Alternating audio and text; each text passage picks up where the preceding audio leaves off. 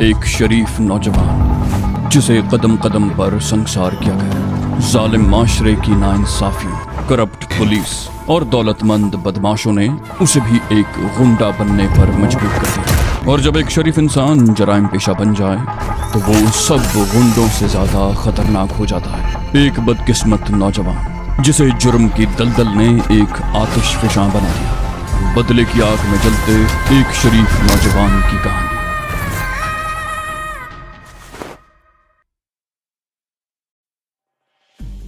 SP Altaf Ali और शारिक पुलिया की मुंडेर पर बैठ गए। बाईं तरफ बतदरीज बुलंदी की तरफ जाती हुई ये सड़क शाही किले के मरकजी दरवाजे तक चली गई थी।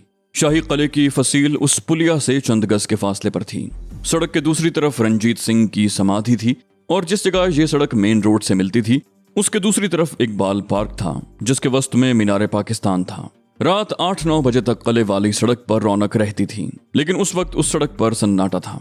अल्ताफ अली शारिक की तरफ देखते हुए बोला, इसमें शुबा नहीं कि जब तक मैंने तुम्हें देखा नहीं था उस वक्त तक मैं भी तुम्हें खूंखार भेड़िया ही समझता था, लेकिन अब मुझे एहसास हो रहा है कि एक अच्छा बल्कि बहुत अच्छा इंसान जाया हो रहा है। इस वक्त तुम जो कुछ भी कर रहे हो उसे मैं कानून से ताउन ही कहूंगा। तुम एक बुराई को खत्म करने की कोशिश कर रहे हो, लेकिन इस तरह तुम्हारे जराइम में भी इजाफा हो रहा है। तुम अपने लिए भी मुश्किलात पैदा करते जा रहे हो और वो लड़की समीना, वो तुम्हारे साथ मिलकर जो कुछ कर रही है वो काबिल तारीफ है, लेकिन मैं फिर कहूंगा कि ये तरीका गलत है। शारिक ने पूछा, तो फिर सही तरीका क्या है? अल्ताफ अली ने कहा, अपने आप को कानून के हवाले कर दो। शारिक बोला, मुझे कानून ने बिगाड़ा है और मैं अपने आप को कानून के हवाले करने का कोई इरादा नहीं रखता। इसके अलावा अहम बात यह है कि कानून की हिरासत में आने के बाद मैं कानून की कोई मदद नहीं कर सकूंगा। इस वक्त मैं जो कुछ भी कर रहा हूँ आजाद रहकर ही कर रहा हूँ। अगर मैं सलाखों के पीछे हो गया तो कुछ नहीं कर सकूंगा। अल्ताफ अली बोला, मैं समझा नहीं। शारिक बोला, ये तो आप जानते हैं कि मैं हाजी का दायां हाथ था। उस वक्त मुझे हाजी के कुछ अड्डों का इल्म था, लेकिन जब से हम में दुश्मनी हुई है उसने बहुत से अड्डे तब्दील कर दिए हैं। अपने जराए से उन अड्डों का पता लगाकर उन्हें तबाह कर रहा हूँ। हेरोइन के कुछ अड्डे तो मैंने तबाह कर दिए हैं, कुछ अभी बाकी हैं, उनका भी जल्द ही सुराग लगा लूंगा। लेकिन आज असलहे के जिस अड्डे का पता चला है उसे तबाह करके आसपास की आबादी को खतरे में नहीं डालना चाहता, इसलिए मैंने आपको इत्तला दी थी ताकि रेड करके उस असलहे के जखीरे को सरकारी तहवील में ले लिया जाए। और एक बात मैं और बता देना चाहता हूँ। शारिक कहते कहते रुक गया, फिर बोला, आप ये मत समझिए कि मैं ये सब कुछ सिर्फ कानून से ताउन के लिए कर रहा हूँ। हाजी के खिलाफ इस कार्रवाई में मेरे इंतकाम का जज्बा भी शामिल है। मैं पाकिस्तान से बाहर था और मेरी अदम मौजूदगी में हाजी ने मेरी माँ और बहन की तौहीन की। उन्हें जलील करके कोठी से निकाल दिया गया। मुल्क से बाहर मुझे हाजी ही ने एक साजिश के तहत भेजा था। उसका ख्याल था कि मुझे अफगानिस्तान में मौत के घाट उतार दिया जाएगा और इस तरह उसका रास्ता साफ हो जाएगा, लेकिन सब कुछ उसकी तवक्को के बरक्स हुआ। मैं उस वक्त तक उसका पीछा नहीं छोड़ूंगा जब तक वो मुकम्मल तौर पर तबाह नहीं हो जाता। अल्ताफ अली ने कहा, लेकिन मैंने तो सुना है कि मरियम नाम की वो औरत तुम्हारी माँ नहीं है। शारिक ने कहा, हाँ ये दुरुस्त है, मैंने उसकी कोख से जन्म नहीं लिया, लेकिन औलाद को जन्म देने वाली औरत ही तो माँ नहीं होती। मरियम ने मुझे जन्म नहीं दिया, लेकिन उसने मुझे माँ की तरह प्यार दिया। उससे मुझे भरपूर ममता मिली। उसने मेरे लिए वो कुछ किया जो कोई औरत सगी औलाद के लिए भी नहीं कर सकती। अगर औलाद के लिए खुदा के अलावा किसी और को सजदा करने का हुक्म होता तो मैं उस औरत को करता जिसने मुझे औलाद से बढ़कर प्यार दिया। मैं उसकी तौहीन कैसे बर्दाश्त कर सकता हूँ? अल्ताफ अली ने कहा, इसका मतलब ये है कि तुम ये सारी कार्रवाइयाँ हाजी से जाती इंतकाम लेने के लिए कर रहे हो। शारिक ने नफी में सर हिलाया, बोला, नहीं। जब मैं अफगानिस्तान में था तो उस वक्त मुझे एहसास हुआ था कि मैं जो कुछ कर रहा हूँ वो गलत है। मैंने उसी वक्त अहद कर लिया था कि हेरोइन के जहर को फैलने से रोकने के लिए हर मुमकिन कोशिश करूंगा। मैंने अफगानिस्तान में भी हेरोइन की कई फैक्ट्रियां तबाह कर दी और यहाँ आकर भी बहुत कुछ किया। मनशियात की स्मगलिंग के हवाले से हाजी इस मुल्क की सबसे बड़ी मछली है। मछली नहीं, उसे ड्रग्स का हश्तपा कहना मुनासिब होगा, यानी ऑक्टोपस। उसका बिजनेस पूरी दुनिया में फैला हुआ है। सबसे पहले मैंने उसका बंदोबस्त करने का फैसला किया। वो अलग बात है कि इसमें मेरे ज़ाती इंतकाम का जज्बा भी शामिल हो गया और मैं ज्यादा संजीदगी से काम करने लगा। अल्ताफ अली ने कहा, क्या तुम जानते हो कि तुम चारों तरफ से खतरात में घिरे हुए हो? एक तरफ हाजी के आदमी पूरे शहर में शिकारी कुत्तों की तरह तुम्हारी बू सूंघते फिर रहे हैं और दूसरी तरफ पुलिस पूरी शिद्दत के साथ तुम्हारी तलाश में है। शारिक ने मुस्कुराते हुए कहा, और कितनी हैरत की बात है कि इस वक्त मैं पुलिस के एक आला ऑफिसर के साथ बैठा आजादी से बातें कर रहा हूँ। अल्ताफ अली ने कहा, मैंने तुमसे वादा किया था कि आज तुमसे मुलाकात के लिए अकेला आऊंगा और किसी को मेरी और तुम्हारी मुलाकात का इल्म नहीं होगा। लेकिन वो कहते कहते रुक गया। फिर शारिक की तरफ देखते हुए बोला, लेकिन हो सकता है कि कल को ये सूरत हाल ना हो। शारिक ने कहा, अगर आप जैसा जिम्मेदार ऑफिसर मुझे गिरफ्तार कर सके तो मुझे खुशी होगी। शारिक के होंठों पर मुस्कुराहट गहरी हो गई। फिर बोला, मैं पुलिस के तमाम बड़े बड़े ऑफिसर से वाकिफ हूँ। मैं अच्छी तरह जानता हूँ कि कौन सा ऑफिसर जिम्मेदार और फर्जशनास है, कौन राशि और बेजमीर है। मैंने बहुत सोच समझ कर आपको फोन किया था। ये ऐसा मौका है कि आप जैसे रुतबे का ऑफिसर पलक झपकने की देर में करोड़पति बन सकता है, लेकिन मैं जानता हूं कि आप ऐसा नहीं करेंगे। मैंने बहुत सोच समझकर आपको इत्तला देने का फैसला किया था। मैं आपके कहने पर मुलाकात के लिए यहाँ इसलिए भी आ गया कि मुझे आपके वादे पर एतमाद था। मेरी गिरफ्तारी हर पुलिस वाले की सबसे बड़ी ख्वाहिश है। आपकी जगह कोई और होता तो मुझे घेरने का पूरा बंदोबस्त करके यहाँ आता, लेकिन उसकी हसरत कभी पूरी ना हो पाती। एसपी अल्ताफ अली ने मुस्कुराते हुए कहा, तुम कैसे कह सकते हो कि मैं तुम्हारी गिरफ्तारी का बंदोबस्त करके नहीं आया? शारिक ने कहा, जिस तरह आपने मुझे मुहज्जब और शरीफ करार दिया था, उस तरह मैं भी आपको बहुत मुहज्जब, शरीफ और काबिल एतमाद समझता हूँ। फिर वो चंद लम्हों की खामोशी के बाद बोला, वैसे मैं आपको बता दूं कि आप इस वक्त मेरे 2 आदमियों की जद पर हैं। मेरे ये 2 आदमी कम से कम 50 पुलिस वालों का मुकाबला कर सकते हैं। अल्ताफ अली बोला, मुझे मालूम है तुम और तुम्हारे साथी बहुत बहादुर हैं, लेकिन मेरी ख्वाहिश है कि तुम ये कांटों भरा रास्ता छोड़कर सीधे रास्ते पर आ जाओ। तुम मुझ पर एतमाद करके यहाँ आए हो। मैं तुमसे वादा करता हूँ कि तुम्हारा साथ देने की हर मुमकिन कोशिश करूंगा। अपने आप को रज़ाकाराना तौर पर कानून के हवाले कर दो। हो सकता है तुम्हारी सजा में कुछ नरमी बरती जाए। शारिक ने कहा, मुझ पर कई आदमियों के कत्ल का इल्जाम है। ये सिर्फ इल्जाम ही नहीं, वाकई बहुत से आदमी मेरे हाथों मारे जा चुके हैं। मेरे हाथ खून में इस तरह रंगे हुए हैं कि दुनिया का कोई भी साबुन इन धब्बों को नहीं धो सकता। मैं किसी की गोली से मरना पसंद करूंगा, लेकिन मेरे कदम फांसी के तख्ते तक नहीं जाएंगे। अल्ताफ अली बोला, ये तुम्हारी अपनी सोच है, मैं तुम्हारी बात बहुत ऊपर तक पहुंचाऊंगा। हाजी जैसे शख्स के खिलाफ तुम जिस तरह कानून से ताउन कर रहे हो, ये तुम्हारा बहुत बड़ा क्रेडिट है और तुम्हारा यही क्रेडिट तुम्हें बचा सकता है। शारिक बोला, ये महज कहने की बातें हैं। मैं कोई सियासतदान नहीं हूं जिसके खिलाफ कत्ल और मुल्क से गद्दारी के मुकदमात भी वापस ले लिए जाएं। जिस रोज मैं पकड़ा गया, लोग मेरे लिए सरेआम फांसी से कम मुतालिबा नहीं करेंगे। अल्ताफ अली बोला, ऐसी बात नहीं है। राय आमा तुम्हारे हक में है। लोग तुम्हें मजलूम और बेगुनाह समझते हैं। अवाम का दबाव बहुत अहमियत रखता है। शारिक बोला, सियासी मामलात में तो अवामी दबाव को कुछ अहमियत दी जा सकती है, लेकिन एक ऐसे शख्स के लिए जो मौत के सौदागर के नाम से मशहूर हो चुका हो, अवाम का दबाव कोई मानी नहीं रखता। अदालत कोई फैसला अवाम के दबाव के तहत नहीं, हकायक और शवाहिद की रोशनी में सुनाती है। नहीं अल्ताफ साहब, मैं आपका ये मशवरा नहीं मान सकता। शारिक कहते हुए उठ खड़ा हुआ। फिर अल्ताफ अली की तरफ देखते हुए बोला, वो बात तो रह ही गई जिसके लिए हमारी ये मुलाकात हुई है। अल्ताफ अली भी उठकर खड़ा हो गया। बोला, उस बात को मैं कैसे भूल सकता हूँ। हाजी के असलहे का वो डिप्पू कहाँ है? शारिक ने बुढ़ा रावी वाले चौक की तरफ इशारा किया। बोला, वो सामने आप टिम्बर मार्केट देख रहे हैं, उस चौक के दूसरी तरफ सड़क पर बहुत लंबी चौड़ी टिम्बर मार्केट है और उसके पीछे रिहायशी इलाका है। वो डिप्पू उस टिम्बर मार्केट में है। मैंने वो डिप्पू नहीं देखा, लेकिन मेरा आदमी उसकी निशानदही कर सकता है। उस डिप्पू पर बहुत सख्त हिफाजती इंतजाम किए गए हैं। आपको रेड करने में बहुत एहतियात से काम लेना होगा। छापामार पार्टी में शामिल पुलिस के जवानों को आखिर तक ये नहीं मालूम होना चाहिए कि उन्हें कहाँ ले जाया जा रहा है। अल्ताफ अली ने उसके चेहरे पर देखते हुए कहा, मैं करीब तरीन पुलिस स्टेशन पर पहुंचते ही DIG साहब से बात करता हूँ, लेकिन अगर ये इत्तला गलत निकली तो? शारिक उसकी तरफ देखकर मुस्कुराया। बोला, तो आपकी सुबकी होगी ना? ऐसी सूरत में अपने आप को अपने साथियों समेत मैं आपके हवाले कर दूंगा। ये शारिक का वादा है। अल्ताफ ने कहा, बहुत एतमाद है अपने आप पर और अपने साथियों पर। शारिक बोला, अपने आप पर और साथियों पर एतमाद ही तो मुझे अब तक जिंदा रखे हुए हैं। खैर, तो फिर कब रेड कर रहे हैं आप? अल्ताफ बोला, सुबह होने से पहले।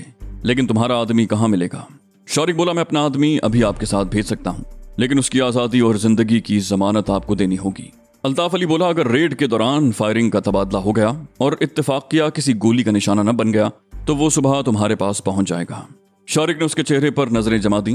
बोला, और उसका पीछा करके उसका ठिकाना मालूम करने की कोशिश नहीं की जाएगी। अल्ताफ बोला, यकीन करो, मैं तुम्हारे साथ कोई धोखा नहीं करूंगा। शारिक ने कहा, तो फिर आप यहीं रुक कर इंतजार करें। वो अल्ताफ अली को वहीं छोड़कर सड़क पर उस तरफ चलने लगा जहां समीना और नौलखे की कार खड़ी थी। स्टीयरिंग के सामने बैठी हुई समीना ने उसके करीब पहुंचते ही पूछा, क्या हुआ, कोई गड़बड़? शारिक ने खिड़की पर झुकते हुए कहा, नहीं, कोई गड़बड़ नहीं है। वो हस्बे वादा अकेला ही आया है। मुझे राम करने की कोशिश कर रहा था कि अगर मैं अपने आप को कानून के हवाले कर दूं तो मेरे साथ सजा में कुछ रियायत बरती जाएगी। पिछली सीट पर बैठा हुआ नौलखा बोला, तो फिर? शारिक ने मुस्कुराते हुए कहा, जाहिर है मैं उसका ये मशवरा नहीं मान सकता, लेकिन असलहे के गोदाम की निशानदही के लिए तुम्हें उनके साथ जाना पड़ेगा नौलखे। मैंने एसपी अल्ताफ अली से जमानत ली है कि तुम्हें न तो कोई नुकसान पहुंचाया जाएगा और ना ही वापसी पर तुम्हारा पीछा किया जाएगा। क्या ख्याल है? नौलखा बोला, यह भी कोई पूछने की बात है शारिक बाबू। वो दरवाजा खोलकर नीचे उतर आया।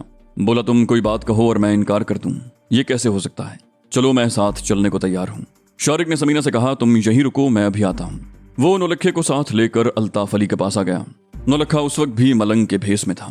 हरे रंग का चोगानुमा कुर्ता जो टखनों तक लंबा था, गले में रंग बिरंगे मोतियों की कई मालाएं थी, सर के बाल उलझे हुए और दोनों कलाइयों में स्टील के कड़े थे। जब वो दोनों हाथों को हरकत देता तो आहनी कड़े आपस में टकरा कर छनछना उठते। एसपी अल्ताफ अली चंद लम्हे गहरी नजरों से उसकी तरफ देखता रहा, फिर शारिक की तरफ रुख करके बोला, क्या यही शख्स हमारी रहनुमाई करेगा? शारिक ने इस बात में सर हिला दिया, बोला, हाँ, और इसे सुबह सूरज तुलू होने से पहले पहले इसी तरह सिंगल पीस में मेरे पास वापस पहुंच जाना चाहिए। अल्ताफ अली बोला, ऐसा ही होगा। वो अभी बातें कर ही रहे थे कि कार के हॉर्न की आवाज सुनकर शारिक ने उस तरफ देखा और चौंक गया। समीना की कार के करीब पुलिस की एक जीप खड़ी थी। सड़क पर से गुजरने वाली बसों के हेडलैंप्स की रोशनी में 3-4 मुसल्ला पुलिस वाले भी कार को घेरे खड़े नजर आ रहे थे। शारिक का हाथ फौरन ही पतलून की जेब में पहुंच गया। नौलखे ने भी चूहे की साइड वाली जेब में हाथ डाल दिया। एसपी अल्ताफ ने बारी बारी उन दोनों की तरफ देखा, फिर बोला, कार में कौन है? शारिक का लहजा एकदम बदल गया। बोला, मेरी दोस्त समीना। अगर कोई गड़बड़ हुई तो मैं तुम्हारी खोपड़ी उड़ा दूंगा। अल्ताफ अली ने चौंक कर उसकी तरफ देखा, फिर बोला, मेरा ख्याल है वो कोई पेट्रोलिंग पार्टी है। अकेली औरत को कार में बैठे देख कर चेक करने के लिए रुक गए होंगे। परेशान मत हो, कोई गड़बड़ नहीं होगी, मेरे साथ आओ। वो तीनों तेज तेज कदम उठाते हुए कार की तरफ चलने लगे। शारिक अल्ताफ अली के पीछे था ताकि कोई गड़बड़ हो तो उसे पिस्तौल की जद में ले सके। उस पुलिस पार्टी का इंचार्ज एक सब इंस्पेक्टर था। उसने अपने एसपी को फौरन ही पहचान लिया और खट से सैल्यूट छाड़ दिया। एक एएसआई और 4 कांस्टेबलों ने भी एड़ियां बजा दी। एसपी अल्ताफ अली ने सवालिया निगाहों से सब इंस्पेक्टर की तरफ देखा, बोला, क्या बात है ऑफिसर? यहाँ कुछ मशकूक नहीं है, ये सब हमारे साथ हैं, तुम लोग जाओ, ऐसी कोई बात नहीं। सब इंस्पेक्टर बोला, यस सर, और बारी बारी नौलखे और शारिक की तरफ देखने लगा। शारिक को देखकर उसकी आंखों में उलझन सी तैर गई। अल्ताफ अली ने कहा, तुम लोग थाने पहुंचकर मेरा इंतजार करो, मैं चंद मिनट में आ रहा हूं। सब इंस्पेक्टर और उसके मातहतों ने एड़ियां बजा दी और जीप में बैठ गए। दूसरे ही लम्हे जीप वहां से रवाना हो गई। अल्ताफ अली समीना की तरफ देख रहा था। समीना कार से उतर गई थी। उसने भी जीन्स और टी-शर्ट पहन रखी थी। वो समीना के चेहरे पर नजरें जमाते हुए बोला, पहली बार तुम्हें देखा है। मैं समझता था कि तुम बहुत खौफनाक किस्म की औरत होगी, लेकिन समीना ने उसकी बात काट दी, बोली, हुस्न जन का शुक्रिया, आपने मुझे पहली बार देखा है, आइंदा मैं आपको नजर नहीं आऊंगी। शारिक, क्या प्रोग्राम है? शारिक बोला, हम चल रहे हैं। उसने अल्ताफ अली की तरफ मुड़कर बड़ी गर्मजोशी से उससे हाथ मिलाया और समीना के साथ कार में बैठ गया। समीना ने इंजन स्टार्ट किया और कार को एक जबरदस्त झटके से आगे बढ़ाकर यू टर्न लेते हुए उसकी रफ्तार बढ़ा दी। गंदे नाले से 3 लाशों की दरियाफ्त ने उस इलाके में सनसनी और खौफो हरास फैला दिया। ये लाशें 10 से 12 साल की उम्र के 3 बच्चों ने दरियाफ्त की थीं। ये बच्चे उस गंदे नाले की तरफ आबाद चंद झुग्गियों में रिहाइश पजीर थे। 2-3 रोज पहले की शदीद बारिश से नाला पानी से भर गया था। बाज मकामात पर तो पानी नाले के किनारों से भी बाहर बह निकला था, लेकिन उस मकाम पर पानी नाले के अंदर अपनी हद में रहकर बह रहा था। उस जगह नाले के दोनों तरफ की आबादियों को मिलाने के लिए एक पुल भी था, लेकिन ये पुल क़याम पाकिस्तान से पहले का बना हुआ था और जगह जगह से टूट जाने के बायस बंद कर दिया गया था। उसकी मुरम्मत करने की बजाय उसे तकरीबन 500 गज नीचे एक नया पुल बना दिया गया और ट्रैफिक की आमदोरफ्त उसी नए पुल से थी।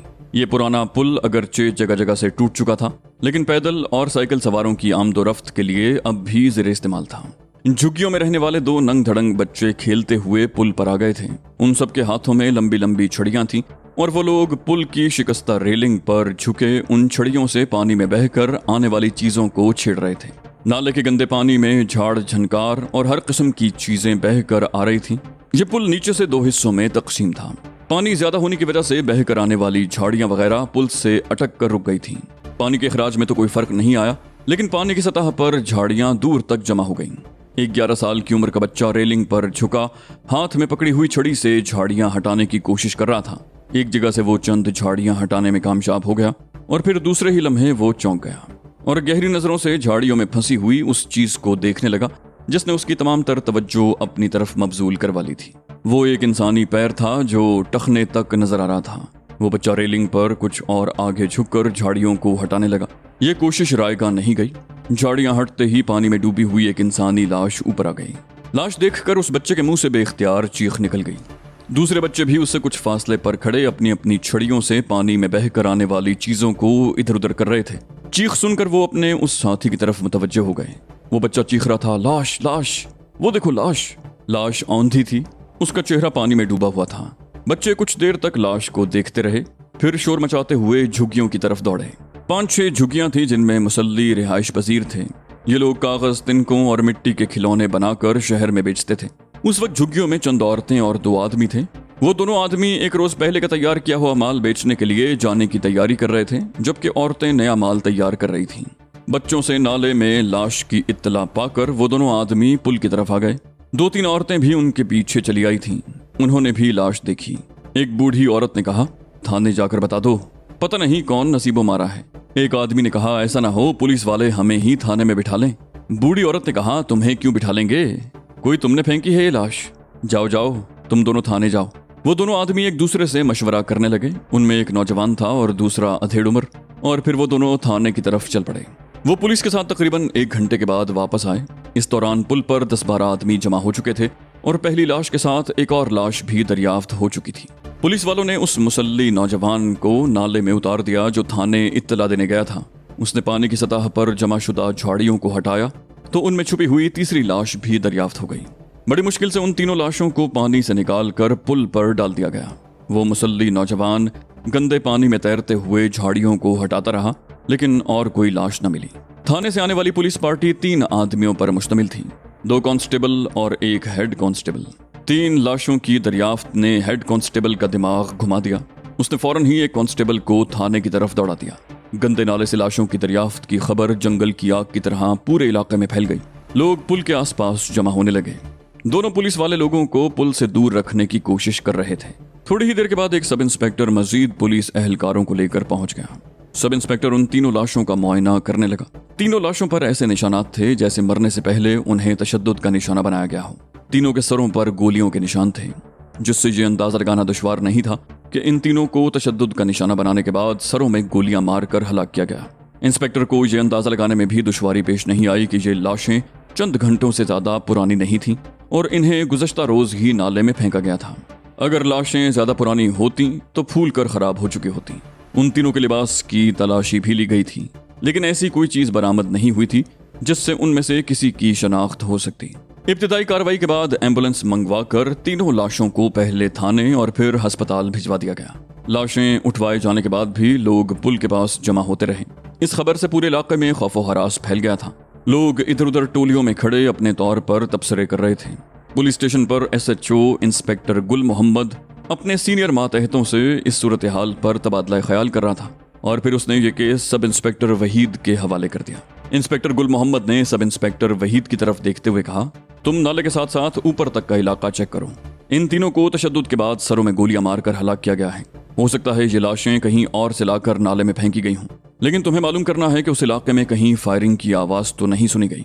सब इंस्पेक्टर वहीद ने कहा, यस सर, और वो 2 मातहतों को लेकर तहकीकात के लिए रवाना हो गया। सबसे पहले वो उस पुल पर पहुंचा जहां से लाशें दरियाफ्त हुई थीं। झुग्गियों में रहने वालों के एक बार फिर बयानात लिए और फिर सब इंस्पेक्टर दाएं किनारे पर बड़ी बड़ी कोठियों और नाले के दरमियान तंग सी जगह पर चलने लगा। तकरीबन निस्फ मील आगे उस नाले पर एक और पुल था। उस पुल में भी पानी में बहकर आने वाली झाड़ियां वगैरह जमा थीं।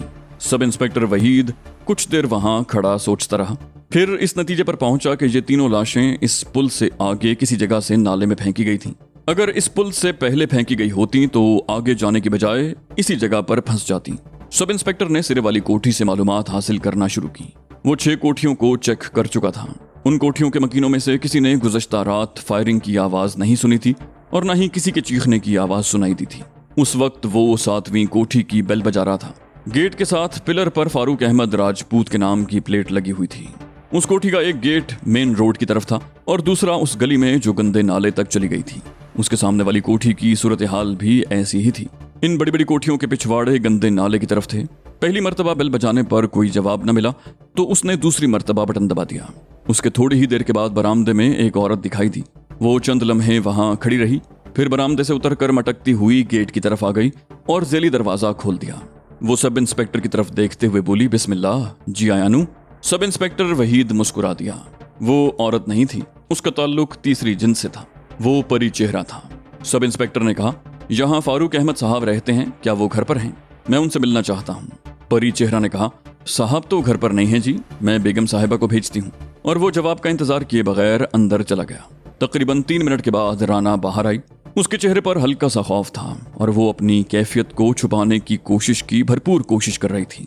सब इंस्पेक्टर वहीद उससे सवालात करता रहा और राना रुक रुक कर जवाब देती रही। उसके लहजे में भी हल्की सी कपकपाहट थी। इंस्पेक्टर वहीद तकरीबन 10 मिनट तक उससे सवालात करता रहा, फिर शुक्रिया अदा करके रुखसत हो गया। कुछ देर के बाद वो आगे वाली कोठी की बेल बजा रहा था।